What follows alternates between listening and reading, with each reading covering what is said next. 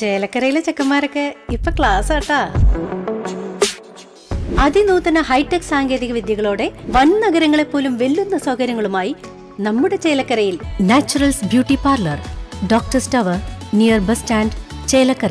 വടക്കാഞ്ചേരി ശിവക്ഷേത്രത്തിൽ തെക്കേ ഗോപുര നിർമ്മാണവുമായി ബന്ധപ്പെട്ട് ദേവഹിതം നോക്കണമെന്ന് വിശ്വ ഹിന്ദു പരിഷത്ത്. ചെറിയ ഗ്രാമക്ഷേത്രങ്ങൾ മുതൽ മഹാക്ഷേത്രങ്ങളിൽ വരെ 2 പ്രവേശന കവാടമില്ലെങ്കിൽ 4 പ്രവേശന കവാടം എന്നതാണ് പതിവ്. ഇതിൽ നിന്നും വിഭിന്നമായി നൂറ്റാണ്ടുകൾ പഴക്കമുള്ള വടക്കാഞ്ചേരി കരുമരക്കാട് ശിവക്ഷേത്രത്തിൽ ക്ഷേത്ര നിർമ്മിതിയിൽ മാറ്റം വരുത്തി ദേവസ്വം ബോർഡ് ഓഫീസറുടെ തന്നിഷ്ടപ്രകാരം നിർമ്മിക്കാൻ ഉദ്ദേശിക്കുന്ന 3ാമത്തെ ക്ഷേത്രഗോപുര നിർമ്മാണത്തിന് മുൻപായി ദേവപ്രശ്നം വെച്ച് ദേവഹിതം അറിയണമെന്നും തന്ത്രിയുടെയും ക്ഷേത്രവിശ്വാസികളായ ഭക്തരുടെയും പ്രദേശവാസികളുടെയും അഭിപ്രായ സമന്വയം രൂപീകരിക്കണമെന്നും വിശ്വ ഹിന്ദു പരിഷത്ത് ജില്ലാ വൈസ് പ്രസിഡന്റ് ഉണ്ണികൃഷ്ണ വാര്യർ പറഞ്ഞു. നാലമ്പലത്തിന് പുറത്ത് പ്രതിഷ്ഠിച്ചിരിക്കുന്ന തെക്കേ തേവരെന്ന് ഭക്തർ വിളിക്കുന്ന കരുമരക്കാട്ടിലപ്പൻ തീർത്തും ഗ്രാമദേവതാ സങ്കല്പമാണ്. വൃക്ഷലതാദികൾക്കിടയിൽ സ്വസ്ഥനായിരിക്കുന്ന മൂർത്തിക്ക് മുന്നിൽ മറ്റൊരു പ്രവേശന ദ്വാരമുണ്ടാക്കുന്നതുകൊണ്ട് ക്ഷേത്രത്തിനോ ക്ഷേത്രവിശ്വാസികൾക്കോ ദോഷങ്ങളൊന്നും ഉണ്ടാകില്ലെന്ന് ഉറപ്പുവരുത്തേണ്ടത് ദേവസ്വത്തിന്റെ ഉത്തരവാദിത്തമാണെന്നും ഉണ്ണികൃഷ്ണ വാര്യർ കൂട്ടിച്ചേർത്തു. ഈയിടെയായി വടക്കാഞ്ചേരി കരുമരക്കാട് ശിവക്ഷേത്രത്തിൽ പുതിയ ചില സംഭവവികാസങ്ങൾ നടന്നുകൊണ്ടിരിക്കുകയാണ്. ഈ ക്ഷേത്രത്തിന് കാലങ്ങളായി 2 നടകളാണുള്ളത്, ഒന്ന് പടിഞ്ഞാട്ടും ഒന്ന് കിഴക്കോട്ടും. ഇതുകൂടാതെ പുതിയതായി തെക്കോട്ട് ഒരു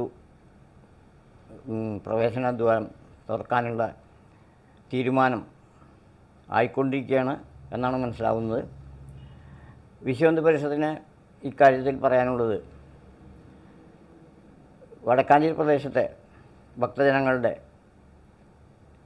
വികാരം മനസ്സിലാക്കിക്കൊണ്ട് കൂടാതെ ദേവഹിതം പരിശോധിക്കുന്നതിന് വേണ്ടി ജ്യോത്സ്യന്മാരെ കൊണ്ട് ജ്യോതിഷം നടത്തി വേണ്ടതായ തീരുമാനം എടുത്തിട്ടുണ്ടോ എന്നുള്ളത് അറിയാൻ ആഗ്രഹമുണ്ട്.